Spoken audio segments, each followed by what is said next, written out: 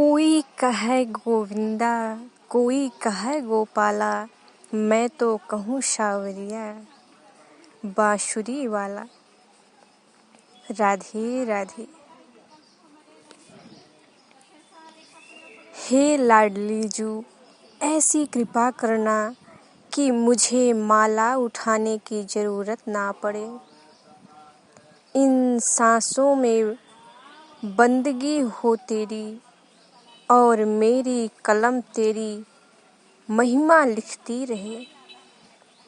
इन धड़कनों पे नाम हो तेरा और मेरी सांसें हर घड़ी श्री राधे राधे रटती रहे। राधे राधे।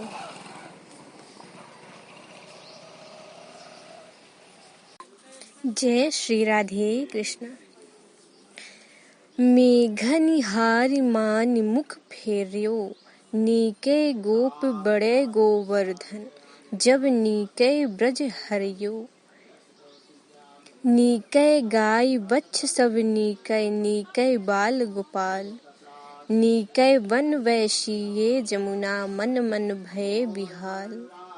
गोकुल ब्रज वृंदावन मार्ग, नैकु नहीं जलधार, सूरदास प्रभु अगणित महिमा, कहा भयो जलसार। बादलों ने देखा कि गोप लोग ज्यों के त्यों भले चंगे बने हुए हैं। गोवर्धन भी पूर्ववत बना हुआ है और ब्रज पर भी हमारी अटूट घोर वर्षा का कोई प्रभाव नहीं पड़ रहा है। तब उन्होंने अपनी हार मानकर बरसने से मुंह मोड़ लिया, बरसना बंद कर दिया। उन्होंने देखा कि गाय बछड़े बाल गोपाल वन यमुना सभी यथावत हैं। यह देखकर वे विवश और बेहाल हो उठे। गोकुल में, ब्रज में, वृंदावन में, मार्गों में जलधारा का कहो पता नहीं उसका क्या हुआ। प्रभु की यह अपार महिमा है और क्या कहा जाए। राधे राधे। जब इंद्र क्रोधित हो गए तो जलधारा यानी कि मेघों को बुलाकर वर्षा करा रहे थे। प्रभु श्री कृष्ण जी के रहते हुए वहां एक बूंद तक नहीं पड़ी।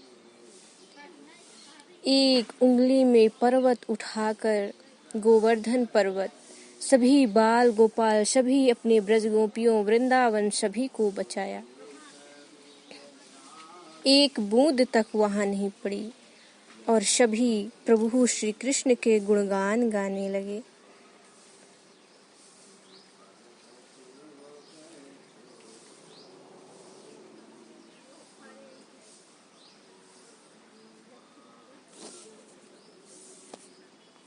आप सभी को एक कथा सुनाती हूँ।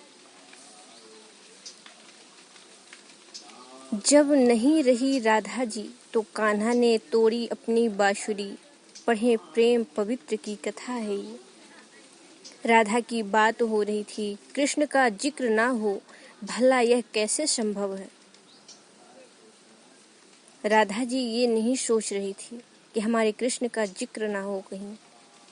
अगर कृष्ण जी का जिक्र हो रहा है तो यही समझिए कि श्री राधे रानी जी का जिक्र हो रहा है। राधा कृष्ण को एक दूसरे के बिना अधूरा माना जाता है, तभी तो सभी भक्त कृष्ण को राधा कृष्ण के नाम से पुकारते हैं। सबसे पहले राधा का नाम लिया जाता है, तब राधे रानी और भगवान श्री कृष्ण जी भी प्रसन्न होते हैं। यह दोनों का नाम एक दूसरे के लिए ही बने हैं और इन्हें अलग नहीं किया जा सकता है। ये अलौकिक कथा है। ये दोनों नाम प्रेम पवित्र के बंधन है। ये दोनों नाम एक ही प्राणी के हैं परंतु हैं दो। प्रभु श्री कृष्ण और राधा रानी जी हैं एक ही, पर इनके नाम अगर श्री राधे रानी का नाम ना लिया जाए तो कोई कार्य संभव नहीं। जब मामा कंस ने भगवान श्री कृष्ण और बलराम को मथुरा आमंत्रित किया, तब पहली बार भगवान श्री कृष्ण और राधा अलग हुए थे। लेकिन विधि का विधान कुछ और ही था। वो अलग नहीं, वहां से तो अलग हुए। राधा रानी एक बार फिर श्री कृष्ण से मिली। राधा कृष्ण की नगरी द्वारिका जा पहुंची। जब कृष्ण ने राधा को देखा तब प्रसन्न हुई। दोनों संकेतों की भाषा में एक दूसरे से काफी देर तक बातें करते रहे और शास्त्रों में वर्णित है कि राधा जी को कान्हा की नगरी द्वारिका में कोई नहीं पहचानता था। राधा जी जब वहां गई तो उन्हें कोई पहचान नहीं रहा था। राधा रानी के अनुरोध पर कृष्ण ने उन्हें महल के एक देविका के रूप में नियुक्ति किया। राधा दिन भर महल में रहती थी और महल से जुड़े कार्य देखती थी।